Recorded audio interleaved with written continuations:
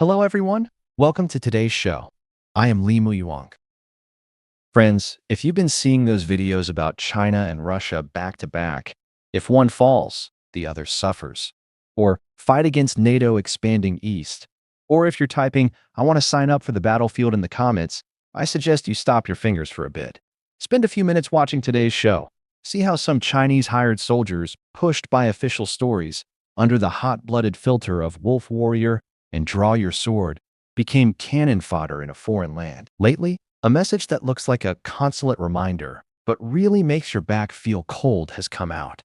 The Chinese consulate in Vladivostok posted a reminder on February 22nd, saying that men from other countries aged 18 to 65 who can fully act on their own if they apply for a long-term stay permit in Russia. According to the rules in Russian President Putin's Order number 821 signed on November 5, 2025, the applicant needs to sign and submit an agreement to serve in the Russian Army or the Russian Emergency Rescue Military Units for at least 1 year. If they don't serve, they have to show a paper from the Russian Military Service Committee saying, released from military contract or not fit to serve. The consulate's last sentence is full of meaning. Chinese citizens in the area should note this new rule. Think about their own situation carefully and make sure their status in Russia is legal. Friends, do you get it? It's less like a friendly reminder and more like a no-blame statement written ahead of time. Many people's first thought might be, isn't this just Russia forcing foreigners to be soldiers? A more exact way to say it is, Russia ties long-term stay or becoming a citizen with signing a military contract, turning it into a system for picking soldiers. This rule isn't all Chinese in Russia get grabbed to be soldiers right away. It's aimed at foreign men applying for long-term stay permits, and it lists some conditions, like having a short-term stay permit and living in Russia for a full year, or having close family who are Russian citizens. But we need to see its real point. When the Russia-Ukraine war enters a stage of using up people, with pressure to add more soldiers going up, Putin's government will change what used to be personal life plans, like studying, working, settling down, right into part of a plan to add soldiers. Of course, that includes lots of Chinese people. Actually, Putin signed a new law last July too, allowing people who aren't Russian citizens to join the Russian army, and saying this is to take quick steps to add people to the Russian Federation's armed forces. Before that, in early 2024, Putin signed an order allowing foreigners who sign a military service contract and serve in the Russian armed forces, along with their families, to become Russian citizens. If you look at these together, you'll see a clear policy pattern.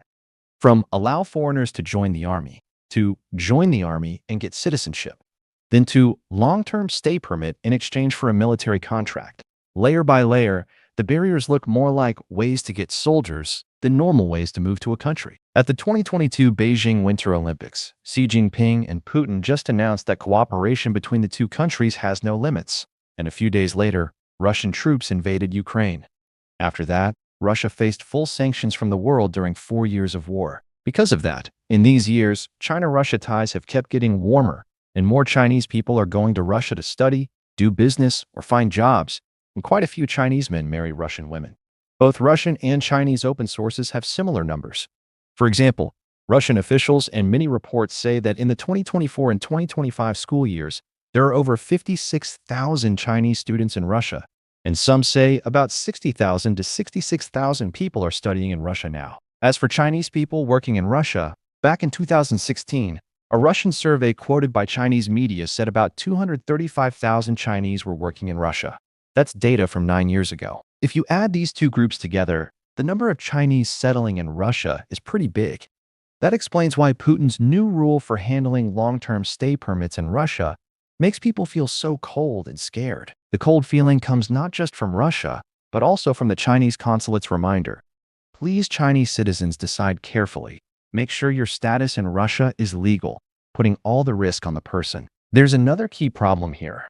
Putin signed this rule in early November last year. So why did info about it take so long to start open talks in Chinese online spaces? In those months, how many people chose to go to Russia to study, do business, or work without knowing that long-term stay permit papers might include an extra page for a military contract? And weirdly, during this time, main info spreading in the country was very limited. Could it be that no Chinese applying for long-term stay in Russia complained?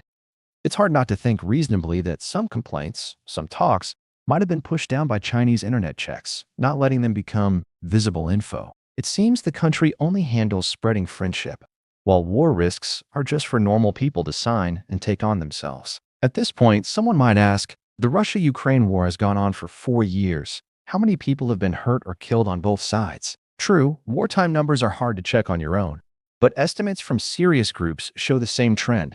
This is a meat grinder that uses people as fuel. The U.S. Center for Strategic and International Studies, CSIS, in a January 2026 report warned total hurt or killed on both sides might be up to 1.8 million and could get close to 2 million by spring 2026. This report especially pointed out the huge losses for the Russian army.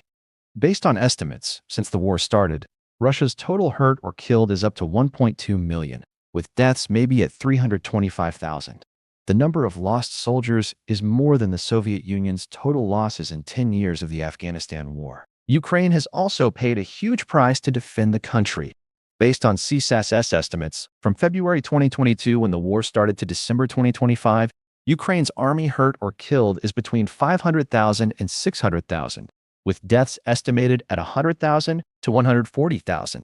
For a country with about 40 million people, this loss rate is shocking. Almost every Ukrainian family has been touched by the war directly or not. Reuters, on the 4-year mark of the Russia-Ukraine war, also said, Russia has paid a very heavy price in people, with Russian side using repeated foot soldier attacks to move forward slowly. When a war gets into this long-term, high-strength, keep adding people state, ways to get soldiers, hire them, lure them, Thai policies will get more and more. So we see Russia's stay permit has to be traded for a military contract. If talking about rules and numbers is still kind of hard to picture, let's move the camera closer to an underground bunker with gunshots at the door, drones flying over the head. Chinese famous investigative reporter, former CCTV reporter, independent media person Chai Jing had a talk last March with a Russian army Chinese hired soldier, Macaron, which is almost a war truth class, smashing the hot-blooded filter that China tries to make. Macaron started right away saying it straight. He was willing to risk talking to Chai Jing because he knew he might die here one day. So he decided to connect from the underground bunker on the Bakhmut front line to tell pretty real things, telling Chinese people what a normal soldier, especially a foreign soldier, really goes through in the Russia-Ukraine war. Macaron was born in 1995 from Shandong, had served in the army before. When the Russia-Ukraine war started, he was a team-building coach. In November 2023, he arrived in Moscow on a tourist visa to join the army. The pay is about 15,000 yuan per month, but based on local buying power Macaron mentioned, it's like less than 4,000 yuan, and it's 365 days a year with no breaks, every day, non-stop, high-risk work with no freedom. Macaron said he used to be moved to hot blood by Wolf Warrior and Draw Your Sword, feeling excited and strong. He was honest, saying being a hired soldier was partly for money, but not the main reason. He wanted to see what war is like. But after getting to the front line, he found real battlefield isn't hot blood, but cruel like hell. Macaron mentioned that the Russian army has at least a few hundred Chinese. On the other side, Ukraine's army also has Chinese citizens, but very few. He thinks maybe many people believe helping Russia is helping China. The Chinese hired soldiers group often uses patriotic words like China and Russia. If one falls, the other suffers against NATO expanding east, believing they're on the winning side. And what does reality give them back? Russian army has serious race hate problems inside. Macaron said, from training camp, there's serious race hate, hating black people, Arab people, Chinese people. This hate isn't just words, but in giving out gear and treatment. In the talk, Macaron showed his weapon and protection gear. The life-saving gear he bought himself wasn't given to him. The helmet they gave has a bullet hole. His bulletproof gear is just 2 rusty iron plates. He also showed an old gun from 1948 with 4 lines on it, meaning the 4 owners before him all died in battle. Also, in the Russian army, giving out supplies has big problems. Soldiers even fight each other to grab stuff.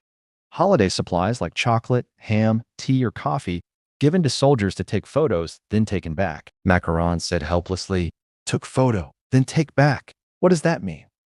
About if it's army corruption, he said, maybe. Friends, do you see? In some way, performing in war is more important than bread. Taking photos is for who to see?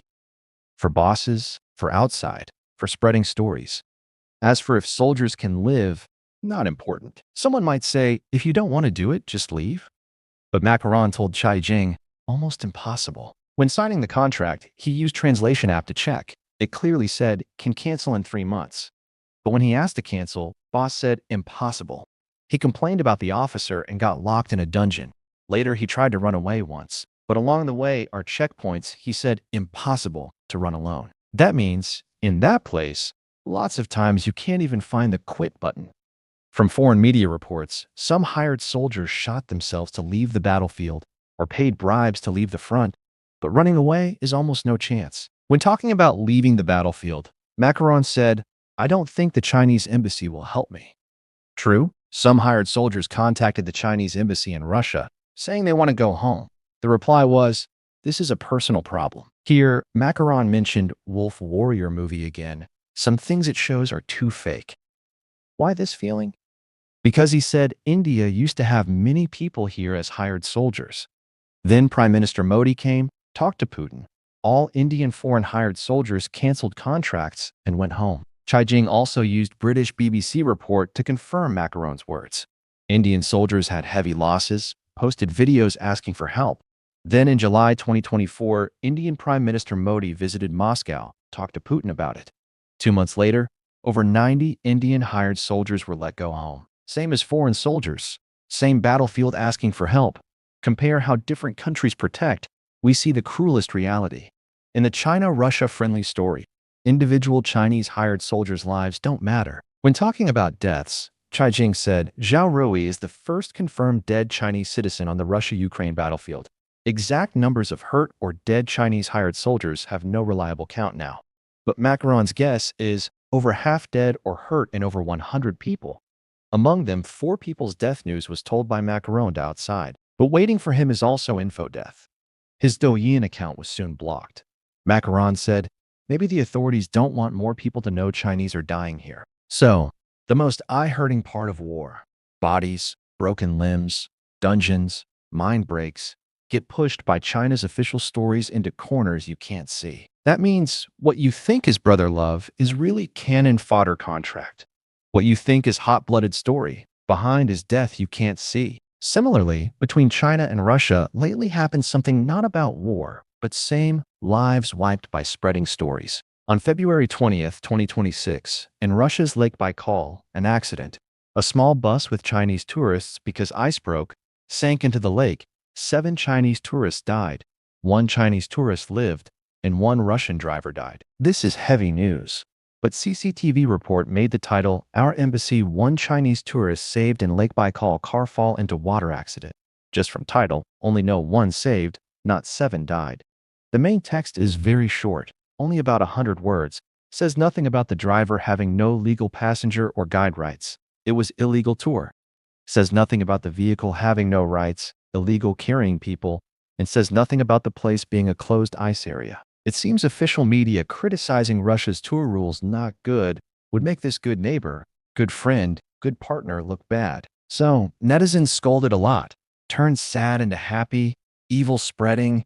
This kind of media, 100% not believable. Friends, whether it's Chinese men living long in Russia who might get thrown to battlefield, or Chinese hired soldiers already stuck in battlefield, or Chinese tourists who died in Lake Baikal, in the iron-strong friendship of China-Russia cooperation no limits.